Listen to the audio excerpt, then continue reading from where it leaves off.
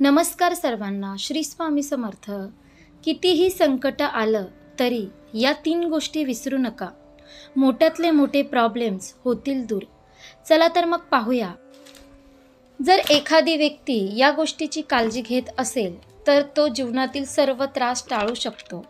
आचार्य चाणक्य हे राजकारणातील तज्ज्ञ मानले जातात. त्यांच्या बुद्धीने चंद्रगुप्तला कुशल शासक म्हणून प्रस्थापित करण्यात आलं होतं. आजच्या वातावरणातही चाणक्यांचे शब्द खरे सिद्ध झाले. जर एखादी व्यक्ती या गोष्टीची काळजी घेत असेल तर तो जीवनातील सर्व त्रास टाळू शकतो. प्रत्येकाच्या आयुष्यात कधीतरी वाईट काळ येत असतो. या परिस्थितीवर मात करण्यासाठी चाणक्य यांनी चाणक्य नीती ग्रंथात 3 गोष्टी सांगितल्या आहेत. आचार्य चाणक्यांच्या या 3 गोष्टीबद्दलही तुम्हाला माहिती असणं आजच्या वातावरणातही चाणक्यांचे शब्द खरे सिद्ध झाले आहे.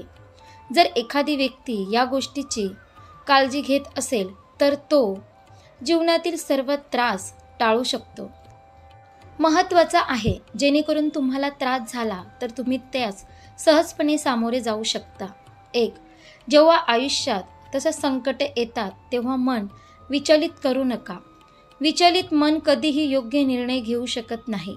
म्हणून धीर धरा आणि आपलं कुटुंब, मित्र आणि जवळच्या लोकांना एकत्र ठेवा.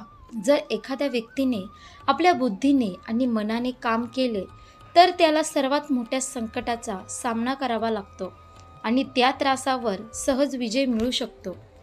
2. चाणक्यांच्या मते कोणत्याही परिस्थितीत नकारात्मक विचार येऊ देऊ नका. नकारात्मक विचारांमुळे आत्मविश्वास कमी होतो. आपण कितीही अडचणीत सापडलो तरी संकटाच्या वेळी एकट्याने काय करू शकतो याचा विचार करा.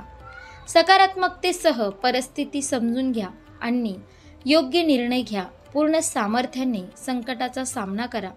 लक्षात ठेवा, कोणत्याही संकटावर मात करण्यासाठी ध्येय आणि समजूतदारपणा दोन्ही आवश्यक आहेत. 3.